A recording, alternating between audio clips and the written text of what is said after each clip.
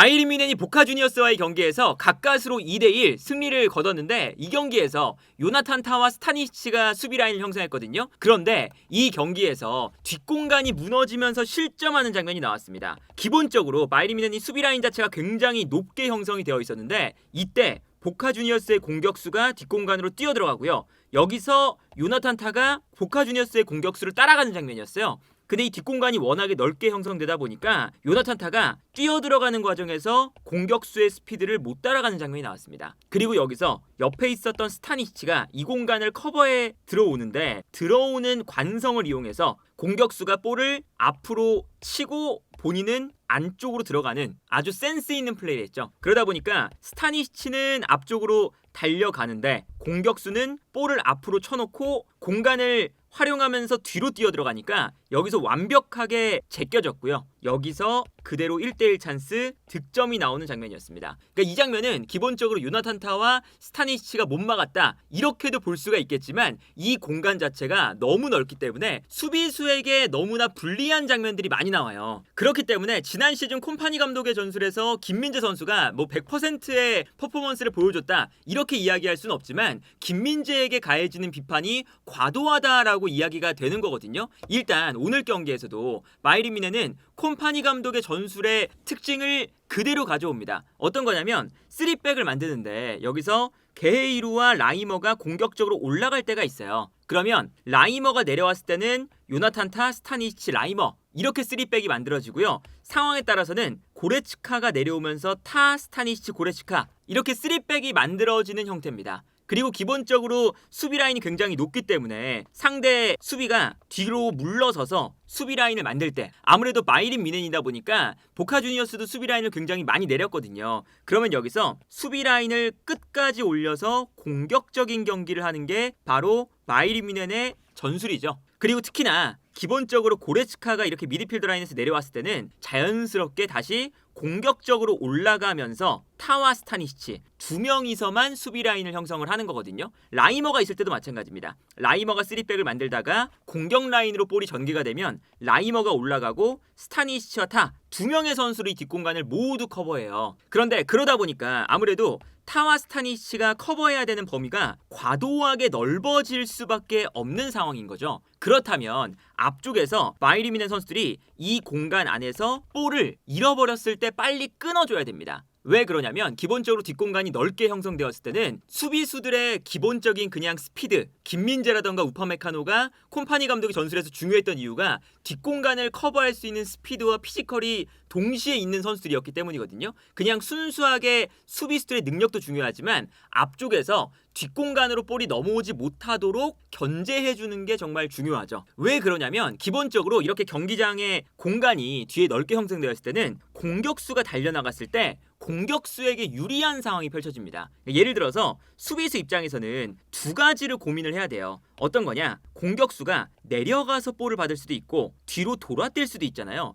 그러다 보니까 내려가는 선수를 안 따라가면 너무나도 쉽게 이 앞 공간에서 공격수가 볼을 받을 수가 있고요. 그렇다고 해서 너무 따라가 버리면 따라갔을 때 자연스럽게 뒷공간으로 공격수가 달려 들어갈 수 있는 그러면서 오히려 수비수가 역동작에 걸릴 수 있는 상황이 만들어지는 거죠. 그러다 보니까 김민재나 우파메카노가 나왔을 때 잘했던 건 민첩성이 뛰어난 선수들이기 때문에 기본적으로 공격수가 내려가서 볼을 받을 때 과감하게 달려들어서 앞쪽에서 압박을 할 수도 있고 뒤로 순간적으로 돌아뛸 때도 순간적으로 선수를 놓쳐도 다시 따라가면서 뒷공간을 커버하는 이런 장면이 나왔다는 거예요. 그런데 요나탄 타가 단점 중에 하나가 뭐냐면 요나탄 타는 김민재와 우파메카노 이 두 선수와는 분명히 결이 다른 선수거든요. 이 선수는 조금 더 뒤에서 수비를 하는 선수고 김민재나 우파메카노처럼 달려들기보다 중간에서 수비 라인을 조율하고 빌드업에 좀 더 중심이 되어줄 수 있는 이런 유형의 선수거든요. 그런데 요나탄 타에게도 오늘 경기 콤파니 감독은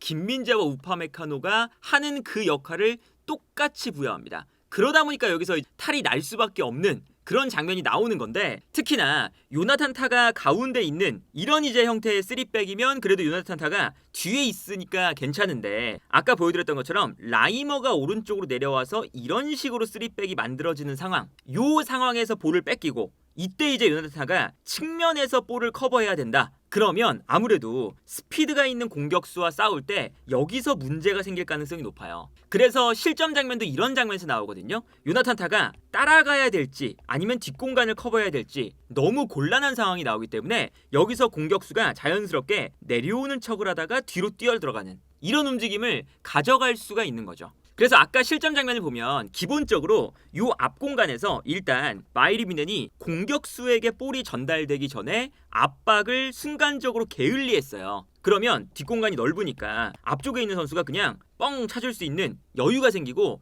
이 뒷공간이 넓은데 패스가 편안하게 들어가면 공격수에게 유리하거든요. 그리고 여기서 공격수가 의도적으로 중앙에 있다가 측면으로 빠집니다. 그러면 요나탄 타가 자연스럽게 측면으로 당겨 나오는 거죠. 근데 여기서 이제 요나탄 타가 아까 말씀드린 것처럼 따라갈지 뒷공간을 커버해야 될지 두 가지 고민에 빠지는 거거든요. 만약에 이걸 안 따라가면 측면에 그냥 그대로 공간을 내주는 거잖아요. 근데 그렇다고 해서 따라가게 된다면 자연스럽게 중앙 수비수와의 간격이 넓어지기 때문에 그러면 공격수가 측면으로 빠졌다가 다시 돌아서 이 공간으로 뛰어들어갈 수 있는 상황이 발생하게 됩니다. 그래서 여기서도 순간적으로 요나탄 타가 측면으로 달려나가고 있는데 그 순간 공격수가 의도적으로 요나탄 타를 측면으로 끌어냈다가 패스가 나오는 순간 다시 뜁니다. 그러면 아무래도 공격수의 움직임을 보고 뛸 수밖에 없기 때문에 수비수 입장에서는 한 템포 늦을 수밖에 없어요. 그리고 아까 말씀드렸던 것처럼 이 앞에서 편안하게 패스가 들어가니까 뛰어 들어가는 선수에게 정확한 패스가 들어가죠. 그리고 더군다나 여기서 공격수가 먼저 움직임을 가져가니까 요나탄 타가 공격수의 움직임을 보고 그 다음에 이제 뛰어가는데 요나탄 타가 절대적인 스피드가 느린 타입은 아니거든요.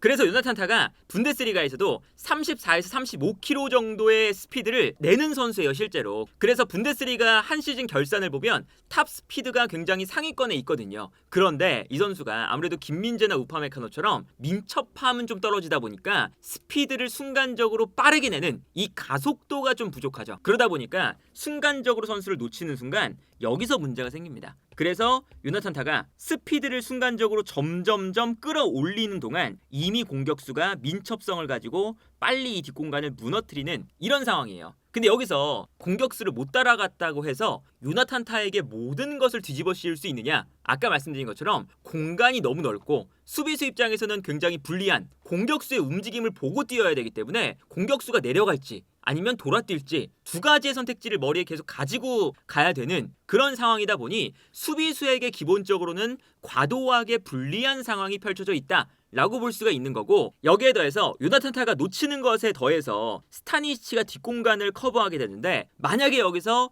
스타니시치가 여기서 커버를 못하면 또 스타니시치에게 모든 것을 뒤집어 씌울 수 있는 이런 상황이 발생을 하는 거거든요. 그래서 김민재가 지난 시즌에 두 가지 모두 매우 많은 비판을 받았죠. 저렇게 달려나가는 요나탄 타 같은 수비를 할 때도 왜 그렇게 달려나가느냐, 달려나갔다가 뒷공간이 열리지 않느냐, 이런 이야기도 들었었고, 스타니시치의 자리에 있을 때는 뒷공간 커버가 너무 과도하게 넓은데 저기서 공격수를 못 막으면 공격수를 왜 못 막냐. 그래서 사실 콤파니 감독의 과도한 이 라인을 컨트롤, 너무 공격적인 이 운영에 과도하게 비판을 많이 받았던 선수가 김민재였거든요. 근데 여기서도 똑같은 상황이 펼쳐집니다. 일단 요나탄 타가 공격수를 놓쳤고 뒷공간에 스타니시치가 커버하는데 여기서도 사실 스타니시치가 불리한 상황이에요. 여기서 그냥 공격수가 치고 나갈 수도 있고 접고 나갈 수도 있고 공간이 너무나도 많으니까 사실은 스타니시치 입장에서는 감속을 할 수밖에 없거든요. 너무 과도하게 달려들면 아무래도 공격수를 아예 못 따라가겠죠. 그러다 보니까 순간적으로 감속을 했을 때 공격수가 너무나도 센스 있게 치고 본인은 앞으로 달려나가는, 스타니시치의 진행 방향을 영리하게 읽고 움직이는, 그러니까 공격수의 주도에 의해서 수비수는 굉장히 수동적인 역할밖에 못하는 거죠. 그러다 보니까 여기서도 스타니시치가 놓치면서 스타니시치는 달려들면서 제껴지고 여기서 볼을 앞으로 치고 공격수는 달려가면서 완벽하게 1대1 찬스가 나오게 되는, 그래서 여기서 실점을 하는 이런 장면이 됐던 거죠. 지난 시즌 김민재의 퍼포먼스나 김민재 선수가 뒷공간을 순간적으로 놓치는 이런 장면이 나왔을 때 그때마다 김민재에게만 모든 것을 뒤집어 씌우는, 그리고 그럴 때마다 콤파니 감독은 우리가 팀적으로 잘 못한 것이다 이런 이야기를 했음에도 불구하고 사실은 여러 매체들이 김민재를 거의 원흉처럼 만들어놨잖아요. 사실은 그것은 너무 과도한 비판일 수밖에 없었다 라는 것이 또다시 좀 증명이 된 거죠. 그리고 결국에는 콤파니 감독이 경기 중간에 게헤이루를 빼고 자연스럽게 우파메카노를 넣어서 스타니시를 왼쪽으로 보내고 우파메카노를 오른쪽으로 보냈거든요. 그래서 자연스럽게 타 옆에 우파메카노가 있을 수 있게, 그래서 타가 순간적으로 아무래도 우파메카노나 김민재보다 민첩성이 떨어지다 보니까 여기서 우파메카노가 커버를 하도록 이렇게 만들어줬는데, 이런 상황에서도 확실히 요나탄 타가 비교적 아무래도 민첩성이 좀 떨어진다면 우파메카노나 김민재처럼 이 공간을 커버해줄 수 있는 선수가 필요하다라는 걸 볼 수가 있었고, 여기에 더해서 그럼에도 불구하고 라인을 과감하게 올렸을 때는 요나탄 타에게 약간 약점이 드러날 수밖에 없는 장면들이 필연적으로 나올 수밖에 없다. 그런데 기본적으로 이런 장면들을 보면 콤파니 감독의 전술은 일단 한 골을 먹혀도 두 골을 넣는다, 이런 개념이거든요. 그러니까 이 콤파니 감독의 전술 자체가 그냥 공격 올인 전술에 가까워요. 기본적으로는 게헤이루와 라이머가 이제 모두 올라가고요. 이때 고레츠카, 타, 스타니치 이런 3백이 된다라고 했을 때 결국에는 고레츠카까지 올라가 버리니까 여기서 코망, 게헤이루, 그나브리 그리고 라이머가 들어오거나 아니면 측면을 올라갈 때 올리세가 좀 안쪽으로 들어오죠. 그러면 공격의 방향 자체가 정말 많아집니다. 바이에른 뮌헨이 좌우 측면에도 공격수가 있고 중앙에도 공격수가 4명 혹은 고레츠카까지 올라가면 5명까지 추가가 되거든요. 그래서 일단 측면과 중앙에 공격 숫자가 굉장히 많아지고, 그러면 공격의 채널 자체가 너무 많아지다 보니까 여기서 수비수들이 모든 바이에른 뮌헨 선수들을 잡기가 어려운 상황이 되는 거죠. 그래서 바이에른 뮌헨의 득점 장면 자체가 오늘도 이런 장면에서 나옵니다. 이 장면을 보면 요나탄 타 그리고 고레츠카, 오른쪽에 스타니치 3백이 만들어져 있고요. 여기서 자연스럽게 라이머가 올라가고 있고 올리세가 가운데로 들어오고 있습니다. 그리고 게헤이루가 올라가고 있고 키미히 앞쪽에 해리케인, 코망, 그나브리 공격수가 일단 많아요. 그리고 여기서 올리세도 안쪽으로 들어가게 되는 거죠. 그러면 여기서 이제 어떤 장면이 나오냐면 공격을 할 때 일단 라이머 쪽으로 줍니다. 라이머가 볼을 잡는 순간 앞쪽에 코망, 그나브리, 해리케인, 올리세, 고레츠카도 좀 올라가는 이런 장면이 나오거든요. 그리고 여기서 라이머가 볼을 잡을 때 수비가 끌려 나오니까 먼저 앞쪽으로 올리세가 뜁니다. 그리고 올리세가 뛰니까 수비가 또 끌려 나가고요. 그러면 안쪽에서 그나브리가 뛰고, 그러면 수비가 또 끌려 나가면 반대편에서 코망이 뛰어오고, 그럼 코망을 따라서 또 뛰어가요. 그러면 그때 뒤에서 자연스럽게 해리케인이 뛰어들어가는 이런 장면이거든요. 정말 수많은 공격 숫자가 펼쳐지는 거죠. 그리고 반대편에서는 게헤이루가 올라가고 있습니다. 그래서 이 수많은 공격 루트를 통해서 크로스가 올라왔을 때 올리세가 끌어당기고 그나브리가 끌어당기고 코망이 끌어당기는데, 여기서 코망에게 먼저 크로스가 올라가고요. 코망이 여기서 수비수와 경합하면서 볼이 떨어지니까 자연스럽게 뒤에서 뛰어들어오는 해리케인에게 볼이 넘어가면서 여기서 득점. 두 번째 골도 마찬가지예요. 파블로비치가 나왔으니까 파블로비치, 요나탄 타, 우파메카노 3백이 만들어져 있고 앞쪽에 6명의 선수가 공격의 채널을 만들고 있습니다. 그러니까 수비가 이 모든 선수를 막기가 너무 어려운 거예요. 그래서 여기서도 올리세가 패스를 주고 안쪽으로 들어가거든요. 근데 이때 공격수가 앞쪽에 막 달려 들어가면서 수비를 뒷걸음질 치게 만들고 있습니다. 그러니까 수비가 순간적으로 모두 다 쏠리고 바이에른 뮌헨의 공격 숫자가 너무 많으니까 뒤로 움직일 때 이때 올리세가 앞으로 움직이고요. 여기서 해리케인이 볼을 받아서 올리세, 그리고 이때 올리세가 여기서 득점을 만들어내는 그런 장면을 볼 수가 있는 거죠. 근데 이 경기도 사실 바이에른 뮌헨이 가지고 있는 문제가 결정력이 좀 안 좋잖아요. 그래서 오늘도 결정적인 찬스가 6번이나 있었는데 2골밖에 못 만들었던 거거든요. 볼 점유도 73%입니다. 콤파니 감독이 지난 시즌에 좀 문제가 되었던 건 기본적으로 수비 라인의 리스크가 엄청나게 큰 그런 전술을 사용을 하는데 공격에서 득점이 저조하니까 10번의 공격 찬스 중에 1골, 2골 정도를 넣고, 수비 라인에서 사고가 나는 날 공간이 너무 넓다 보니까 사고가 날 수밖에 없는 구조라서 사고가 나는 날 무승부로 끝나거나 패배로 끝나는, 그래서 그때 수비가 모든 이제 문제를 뒤집어 쓰게 되는 그런 이제 경기를 한다는 거죠. 그래서 오늘 경기도 사실은 자칫 잘못했으면